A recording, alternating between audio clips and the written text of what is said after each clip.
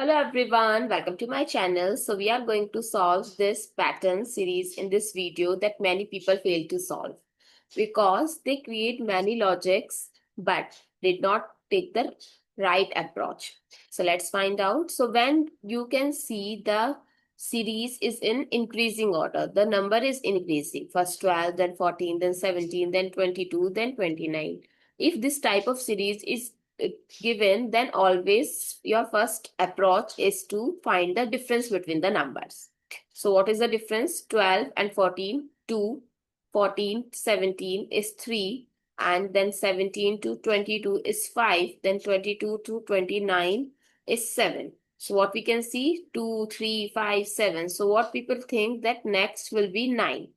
But no. So what we notice in 2, 3, 5, all they are prime number. So what is the next prime number here after 7 is 11. But if you take 9 and then 29 plus 9 is 38, which is the wrong answer. So what is the next prime number? 11. So we have to add 11 to the previous number, that is 29. So 9 plus 1 is 10 and this is 4. So what replaces this question mark? 40. I hope it's clear and you find it useful. So what is the final answer? 40.